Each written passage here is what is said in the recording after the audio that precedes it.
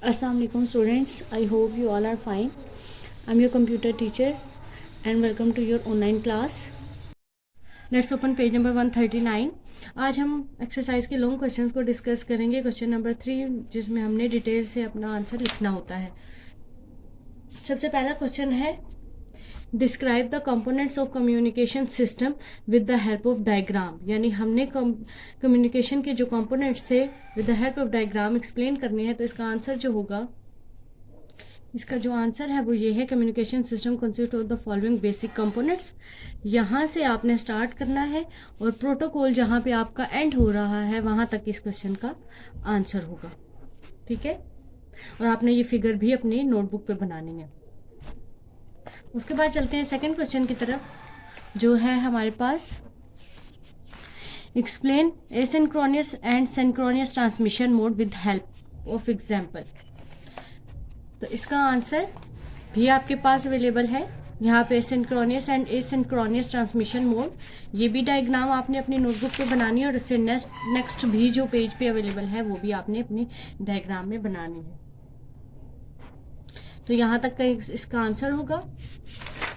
Third जो हमारे पास question है वो है describe the following guided media. Guided media में हमने twisted pair, coaxial cable and fibre optic cable पढ़ी थी. तो ये तीनों आपने एसिंक्रोनियस से आगे जो है यही थे. ट्रांसमिशन मीडिया में जो गाइडेड मीडिया है इसमें सबसे पहले आती है ट्विस्टेड पेयर केबल. ये लिख रहा है आपने, जो आपको ऑलरेडी मैं याद करवा चुकी हूँ अपनी क्लास में, ऑनलाइन क्लासेस से पहले. कोएक्सियल केबल और फाइबर ऑप्टिक केबल, यहाँ तक आपने इसको लिखना है. नेक्स्ट क्वेश्चन है हमारे पास describe any 3 types of unguided media. अब हमने अनगाइडेड मीडिया में बहुत सी टाइप्स पढ़ी, radio waves, infrared waves, Bluetooth waves, microwaves and satellite. आपने इन सब में से कोई सी भी 3 जो आपको इजीली याद हो जाए वो 3 अनगाइडेड मीडिया के आपने जो है आपने अपनी नोटबुक पे लिखने और याद करने हैं. नेक्स्ट क्वेश्चन है आपका describe the function of the following communication devices. कि हमने इन कम्युनिकेशन डिवाइसेस के क्या लिखना है, फंक्शन लिखना है. तो ये फंक्शन भी हम 1 बाय 1 पढ़ चुके हैं. आपने क्या लिखना है, जैसे वहाँ पे लिखा हुआ है आपने राउटर को एक्सप्लेन करना है. तो राउटर किस काम के लिए यूज़ होती है ये भी आप ऑलरेडी जानते हैं कि हम कम्युनिकेशन डिवाइसेस को आपस में कनेक्ट करने के लिए और राउटर बेस्ट पाथ सेलेक्ट करते हैं कि बेस्ट पाथ के थ्रू वो कम्युनिकेशन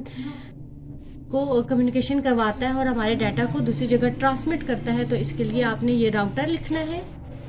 नेक्स्ट आपके पास डिवाइस है. राउटर के बाद आपने एक्सप्लेन करना है किसे, नेटवर्क इंटरफेरेंस कार्ड यानी NIC, जिसे हमने पढ़ा था कि ये एज इनबिल्ट भी होती हैं, मदरबोर्ड पे इंस्टॉल्ड होते हैं ये कार्ड. और नेटवर्क इंटरफेरेंस कार्ड से रिलेटेड आपने ये आज काम जो है अपनी नोटबुक पे लिखना है. नेटवर्क इंटरफेरेंस कार्ड वायरलेस भी हैं और वायर्ड भी हैं. उसके बाद थर्ड आता है आपने किसको एक्सप्लेन करना है, स्विच एंड एक्सेस पॉइंट को. स्विच एंड एक्सेस पॉइंट में हमने क्या पढ़ा था कि जो स्विच और एक्सेस पॉइंट में स्विच है हमारे पास वो एक रिसीविंग इंफॉर्मेशन डिवाइस होती है जो एक नेटवर्क क्रिएट करती है और ये एक वायर्ड नेटवर्क यानी वायर से रिलेटेड नेटवर्क क्रिएट करने के लिए यूज़ होती है. और एक्सेस पॉइंट एक ऐसी वायरलेस डिवाइस है जिसके ज़रिए हम अपनी कम्युनिकेशन करते हैं या डाटा को ट्रांसमिट करते हैं one point two another point. तो स्टूडेंट आज आपने अपने इस चैप्टर से रिलेटेड जो लॉन्ग क्वेश्चन है वो अपनी नोटबुक पे लिखने और याद करने हैं. ऑलरेडी हम इस चैप्टर की हर एक चीज़ को एक्सप्लेन कर चुके हैं डिटेल में और आप उसे, आई होप कि आपने उसे याद भी किया होगा.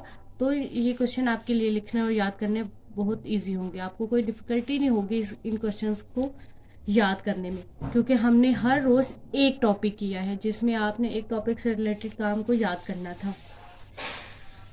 तो आज आपने, कल आपने शॉर्ट क्वेश्चन किए थे, आज आप अपने लॉन्ग क्वेश्चन करेंगे और हमारा ये चैप्टर कंप्लीट हो जाएगा. कल नेक्स्ट इंशाल्लाह हम चैप्टर नंबर 5 स्टार्ट करेंगे, दैट इज़ कंप्यूटर नेटवर्क. कि हम कंप्यूटर नेटवर्क कैसे क्रिएट करते हैं, डिफरेंट कंप्यूटर्स के दरमियान में हम कौन कौन से नेटवर्क क्रिएट कर सकते हैं. ठीक है student, so thank you, Allah Hafiz.